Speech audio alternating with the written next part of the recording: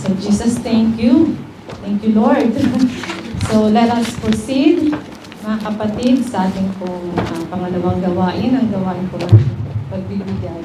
So now, let us bring back the thanksgiving sa ating pong Lord by giving our tithes and offering.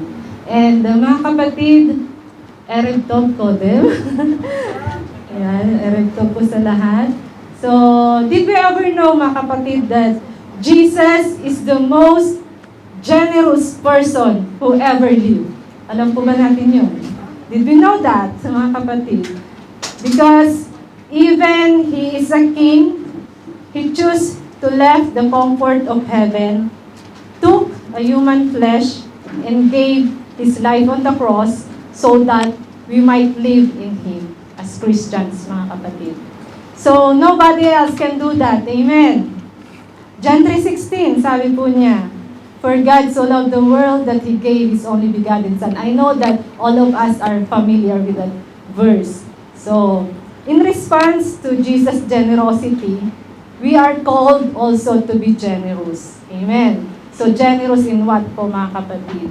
So, generous with our money, of course.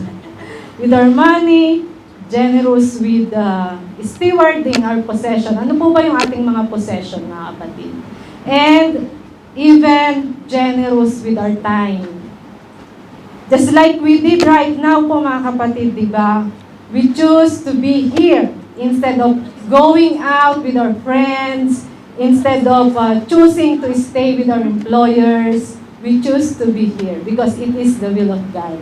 Amen. And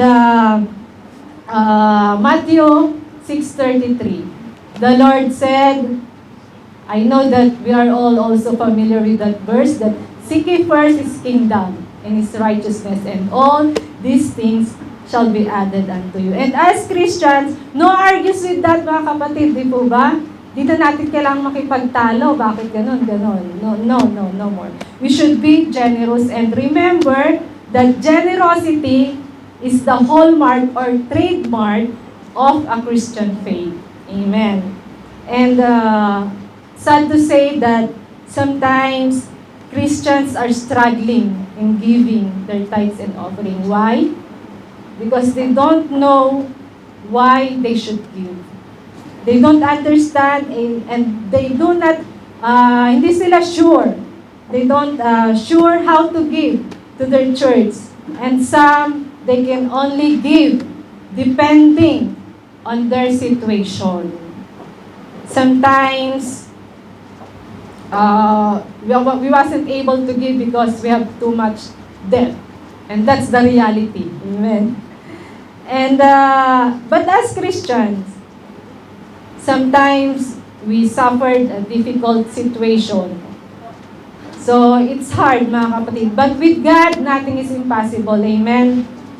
And we must understand, mga kapatid, that regardless of what our situation is, Christ is calling us to be generous and to have a generous life.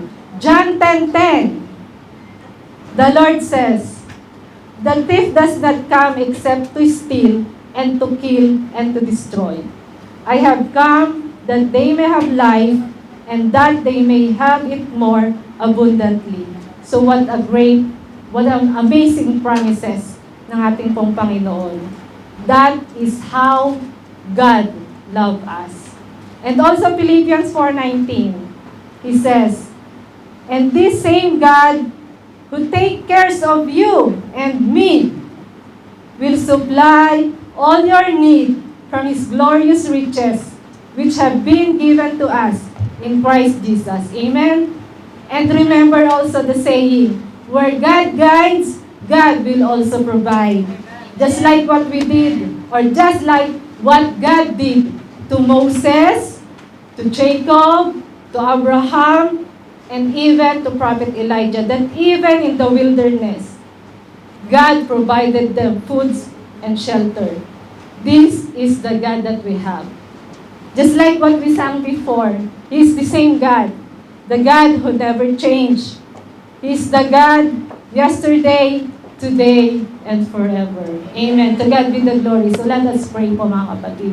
Lord, we thank you so much tonight for giving us the privilege to bring back to you all the glory and honor through by giving our tithes and offering. Lord, may you continue to bless those hands, Panginoon, na magkakaloob po ngayong gabi. Pagpalain niyo po, Panginoon, ang kanila pong mga trabaho, Panginoon, ang lahat ng gawa ng kanila pong mga kamay. At patuloy, Ama, na makita po nila that you are the God who will provide. You are the God na hindi po nagbabago noon, ngayon at magpakailanman. At patuloy, Ama, ng pagpapala ay sumakanila, Panginoon, ngayon at magpakailanman. At patuloy, Ama, ang mga salapi na malilikom, Lord God, ay magamit lamang para po, Panginoon, sa inyo pong kalwalhatian. To you be all the glory, praises, honor, and adoration. In Jesus' name.